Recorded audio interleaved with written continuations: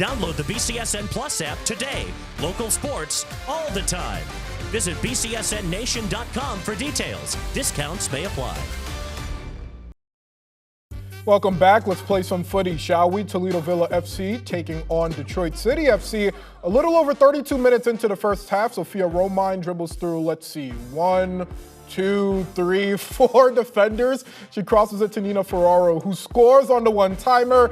Detroit City leads 1-0. Let's push it ahead. Less than a minute before the half, Detroit City with a corner kick. Hannah Crum sends it into the box. It falls to Ella Karolak, who scores on a wild goal. It looked like it could have been offside, but Karolak is credited with the goal anyway. Detroit City FC holds on for the 2-0 win. I think at half we kind of talked about how we're playing well, but we're still kind of slipping through the cracks. And I think our number one thing this season has just been progress, playing towards the bettering ourselves and being the best version of ourselves. And I think today we proved that. I mean, the last time we played them, we lost 6-0, and playing them again, working our butts off, and only losing 2-0. Obviously, it's not the result we wanted, but we still worked so hard, and I'm proud of our team. Chris Schmidbauer, Francis Stevens, what's good? You wouldn't think a 2-0 loss to Detroit City FC for Toledo Villa would be a good outcome, but considering the way that the first game played out, 6-0 the final the first time around, 2-0 felt better.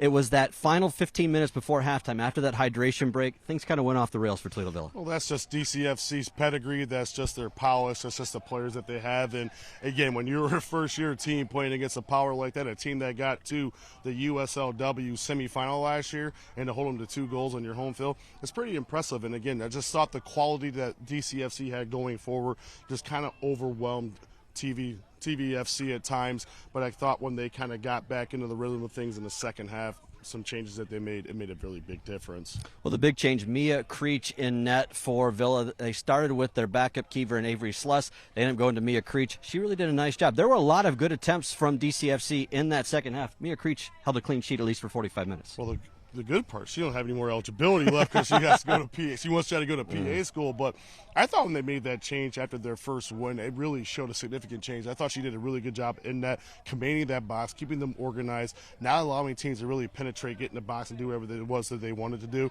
So it really showed a lot of growth, and I think the biggest thing was all about from her and what she brought to the table as well, too. So that was a really big thing that they had to make that change. But I thought all in all throughout this whole thing tonight, you started to see some attacking prowess start to come in. I thought when Allie Peckham came in, the energy level shot up right away. And then being able to move O'Farrell up a little bit more higher up the field, so kind of let Peckham just get in between the half spaces, kind of really showed. And they had some quality chances, just unable to convert tonight. Final home match for Toledo Villa here tonight. As we said, you're talking about measured things. You're not looking at results necessarily. Improvement is really the name of the game with this group. It is. And the biggest part about this is, okay, now we know where we're at right now. What more can we do to get better going forward? I thought the coaching staff did a phenomenal job with Ella Vandermeeren, Ryan Creech, and Greg Acuna. So it's going to get better. The players are going to start coming because, again, you have to establish something first. It's always really difficult, especially when you have some teams that have been in this and have been in the game a little bit longer. So I think the more and more research that they do, the more they can start getting out in the community and things like that. I had a great time tonight. I thought the Italians brought a lot more of the energy. We'll see them on Saturday. But, again, I thought they're going in the right direction, and we'll see this again hopefully next summer. Well, a tough result for Toledo Villa in their inaugural USLW season in the home finale. One more game on Sunday up in Ann Arbor. For now, back to you guys.